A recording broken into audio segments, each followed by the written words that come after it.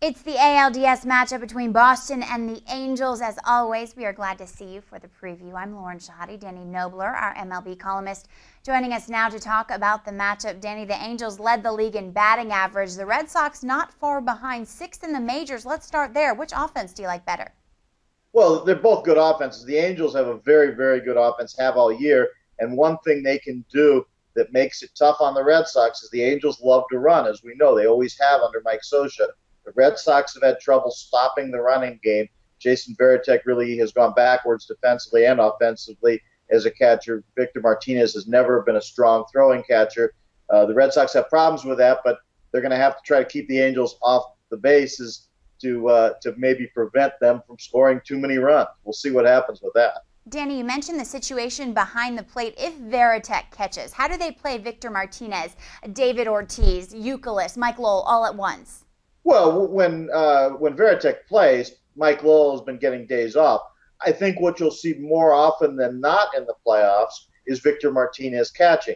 One of the reasons they didn't catch him as much in the regular season was because they thought, the same way the Cleveland Indians before that thought, that if Victor Martinez played first base some of the time, he would be fresher and he would be better offensively. In the playoffs, I don't think that's as much of an issue. The only question is, how much better are the Red Sox pitchers with Varitek handling them than with Victor Martinez handling them? I think often that Terry Francona will go with the offensive lineup, which means Victor Martinez catching, Kevin Youkilis at first base, and Mike Lowell at third base, assuming that Mike Lowell's health is okay. Let's talk more about the pitching. The Red Sox have had starting pitching issues lately. When you're talking about Josh Beckett, can he kind of flip this switch and dominate the way he has in postseasons past? What do you think, Danny? Well, Lauren, put it this way. If Josh Beckett is healthy, then Josh Beckett is one of, if not the best pitcher in the postseason. Josh Beckett is proven in the postseason. We know what he can do. Even last year when he wasn't healthy, he still turned in a great performance for the Red Sox down the stretch and almost got them to the World Series. Josh Beckett can do it if he's healthy.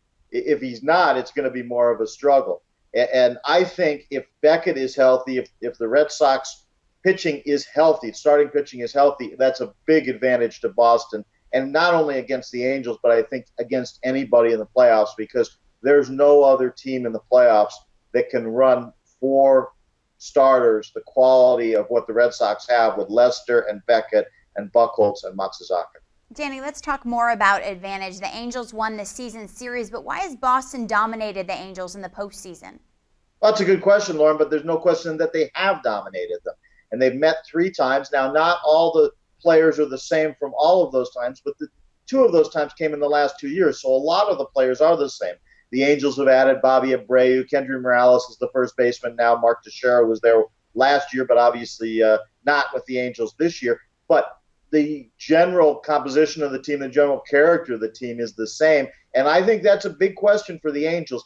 Can they get over the idea in their heads that Boston is a problem for them? It's not just that they've lost three times. It's that they've been dominated in those series. They won a game last year, but 9-1. That's Boston's playoff record in recent years against the Angels. And that's a problem for the Angels. I really believe that. We will see if it changes this time around. Hey, you can get everything in your postseason baseball right here on CBSSports.com. For Danny Knobler, I'm Lauren Shehadi. We'll talk soon.